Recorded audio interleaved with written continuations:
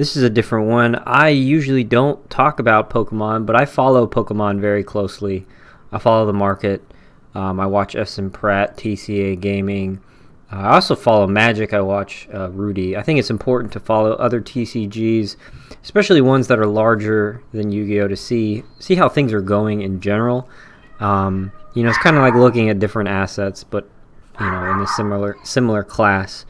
So this shit blew my mind. I had to make a video about it just to kind of, I don't know, be like, wow, this shit's crazy. First of all, if you haven't watched this video, just go over to Logan Paul's channel. I don't watch his stuff regularly, just the Pokemon stuff. He put out a video a couple of hours ago saying, I spent $2 million in Pokemon cards.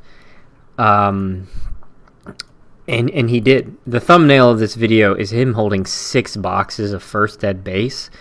So I think you kind of know how this is going to go. He went out he had this goal to go buy as many first edition base boxes as he could get. Obviously, the thing he did was he set the new price point of whatever it was, 300,000, and it's always been going up since then. So for him to acquire these boxes obviously takes a lot of capital. But he was able to connect with members of the Pokemon community. Here, this is the Pokeju. I'm sure a lot of you people know who he is, but he's pretty known. This is a box from TCA Gaming, actually. So in this video, he just goes over and he just, basically films the transaction he makes. I don't know who this is. Oh, there she is. Wow. He bought another one from, I think, Z&G Emporium, I think, had one. And then the other 2 he got from Collector's Cash. But by the end, he ended up with, I've been almost having a heart attack when TSA going through insisted on TCA checking my bags. It was time to head back to LA for the grand finale. Having them check through that. And this is also crazy. He's just kind of holding them, walking down the aisle. It was time to head back to LA for the grand finale. It's $2/3 of $1 million here.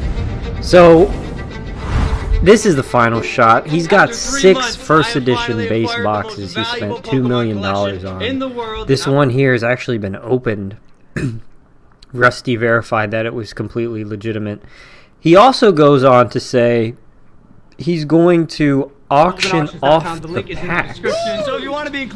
So you can see Pokemon First Ed base box. He's auctioning off each pack. Minimum bid $10,000. So he's going to break one box, get at least $360,000, probably a lot more than that. What's interesting here, also I forgot to mention, is that on the PSA cards, he's been able to connect with PSA and get them to put Logan Paul break on the cards that he opens and sends to grading. So that's really interesting. That kind of adds a little bit of a premium to these cards because it's like, hey, these were opened on camera, these are pack fresh, blah, blah. They have history to them, right? So, I mean, obviously Logan does care about the hobby. When he first got into it back in, I guess it was it last year? I think it was last year. He just bought one because he was reminded of it, and he was like, hey, these are cool. Let me go collect my childhood memories. I mean, it's just nostalgia. It's completely normal.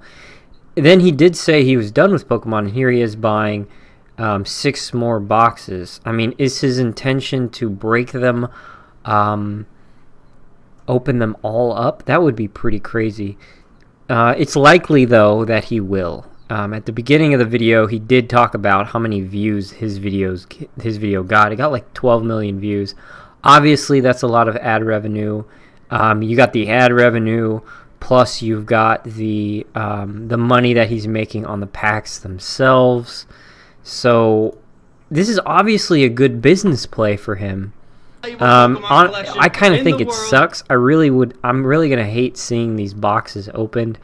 It's just going to continue to reduce the supply of these boxes. But it's just crazy to see, people are going to talk about Yu-Gi-Oh now. Like, if something like this happened in Yu-Gi-Oh, it would likely be similar as kind of the first go around that he did. Prices would pump. when Logan Paul bought these boxes, I mean, the Pokemon prices skyrocketed. Over time, they kind of settled back down lower than what they were originally going for. And that's kind of what will happen. You know, you have all this new interest. Obviously, Logan Paul has a large audience, so you have all this new interest that are like, hey, you know, I remember Pokemon cards, and I got some extra money to throw at it. I'll go buy one. And, you know, 10,000 people say that, and obviously the supply is just not there, and that just pumps the prices. So crazy to see.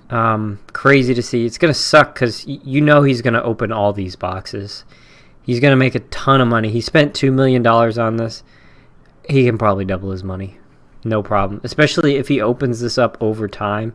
He's going to open up one, he said, the end of February on the 25th anniversary of Pokemon. And then, maybe, who knows, maybe he opens up another one in 6 months and another one in 6 months. The dude stands to make a lot of money on this. So maybe it is just purely a business thing at this point. I mean, it probably is.